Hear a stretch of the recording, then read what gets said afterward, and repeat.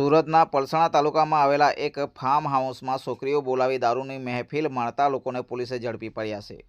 ત્યારે જાણવા મળી રહ્યું છે કે આ મહેફિલ માણવાનું ફાર્મ હાઉસ પલસાણા તાલુકાના ચલથાણ વિસ્તારમાં આવેલું છે, જ્યાં કેટલાક ઇસમો બહારથી છોકરીઓને બોલાવ્યા બાદ દારૂની મહેફિલ માણતા હતા।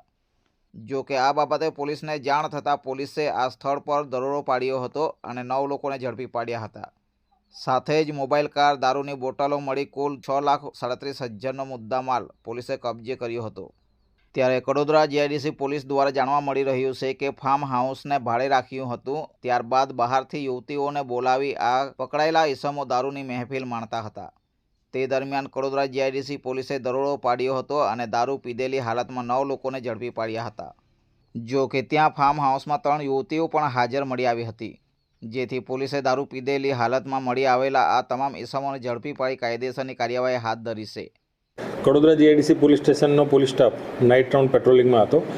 એ દરમિયાન કડોદરા જીઆઈડીસીના પીએસઆઈ એમએલ રામાણીનાઓને તેમના ખાનગી બાતમીદાર થકી બાતમી હકીકત મળેલ કે ચલથાણ મરઘા ફાર્મ ખાતે આવેલ એક ફાર્મ હાઉસમાં કેટલાક ઇસમો બહારથી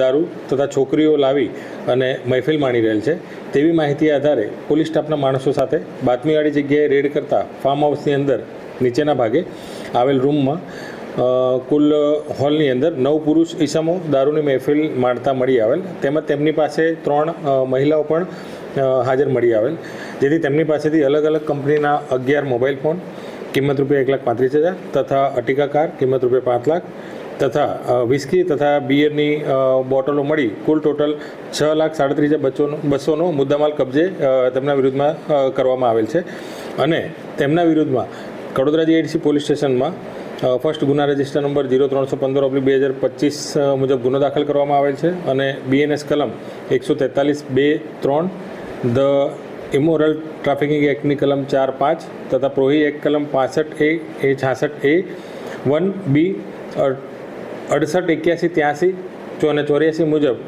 કાયદેસર કાર્યવાહી કરવામાં આવેલ છે। બ્યુરો ચીફ હેતલ મિસ્ત્રી સાથે કેમેરામેન ચેતન પ્રજાપતિ હર હંમેશ સત્યની સાથે।